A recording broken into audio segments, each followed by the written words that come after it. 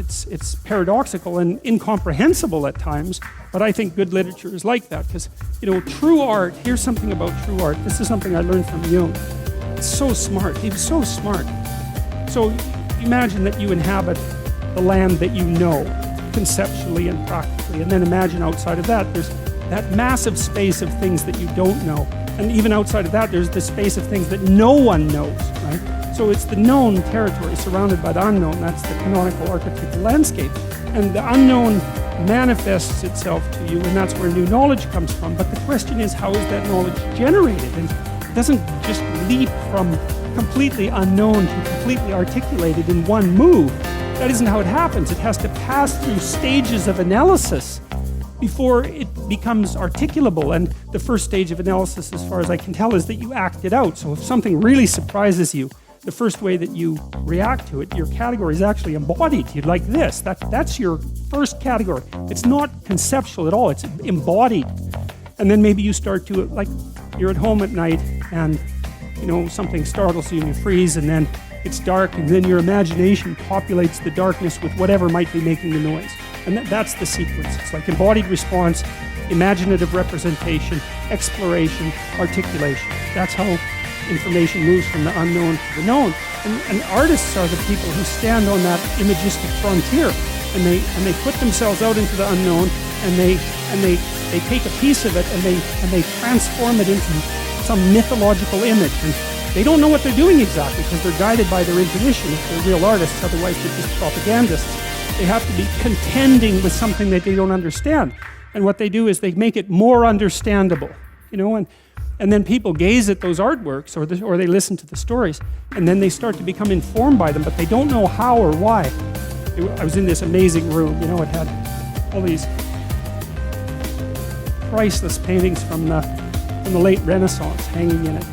You know, each painting worth, who knows, $1 billion maybe. They're priceless paintings. So the room it's a shrine, and it was full of people from all over the world who were looking at these paintings. You think, well, what the hell are these people doing coming to this room looking at these paintings? Well, what are they up to?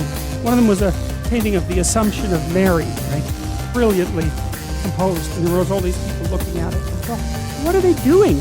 They don't know what that means. Like, why are they looking at that painting? Why is it in this room? Why does it cost $1 billion? Why is that painting worth so much? And the answer to that is, well, we don't really know. Like, it happened. They're sacred objects in some sense, and we gaze at them in ignorance and wonder. And the reason for that is that the unknown shines through the mattis and in partially articulated form. And so,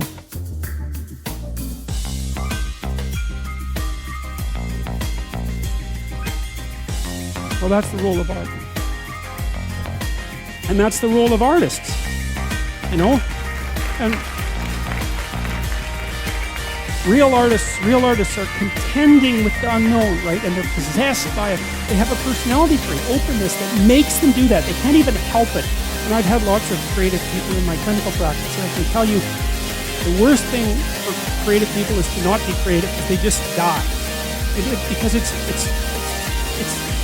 they're cursed with the necessity of putting a foot out into the unknown and making sense of it. And then they're also cursed with the necessity of trying to make a living while they're doing that, which they can't, because you can't. It's almost impossible to monetize creative action, as many of you who are creative will no doubt find out. It's very, very frustrating.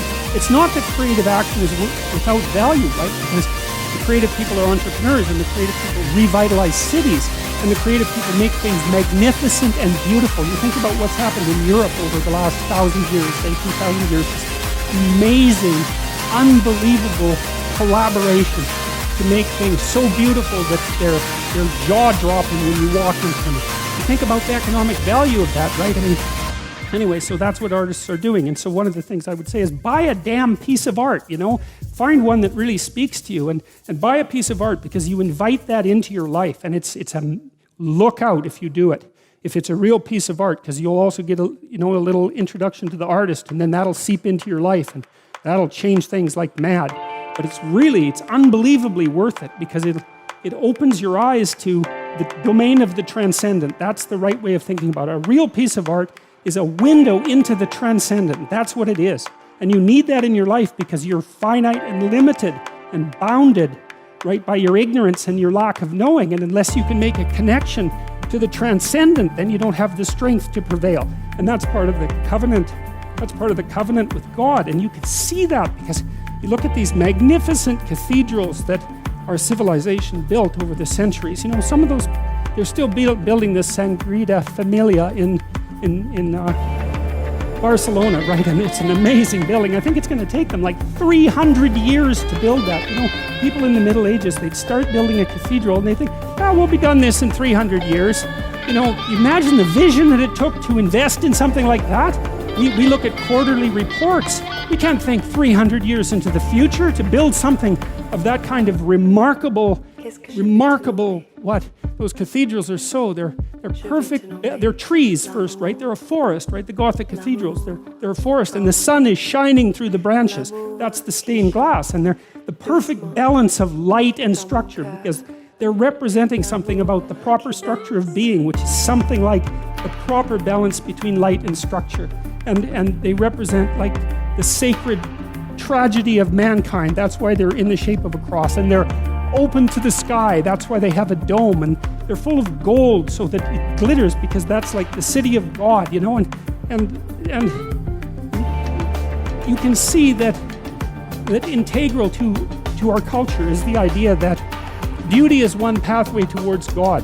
And if you can't find another pathway, then why don't you use beauty? I'm sure most of you do that with music, because music is the one thing that modern people can't be cynical about. Thank God for that. I've been fascinated by music because of that. It speaks meaning to people, right? Even nihilistic punk rockers are so damn engaged with their music that they can hardly stand it. And you can knock on them and say, look, you know, you're having a transcendent religious experience, and they'll just tell you to fuck off, because that's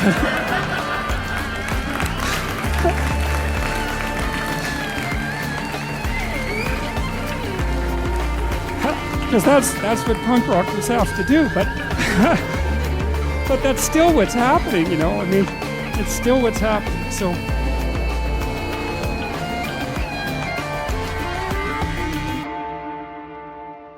Qu'est-ce que je vais te nommer?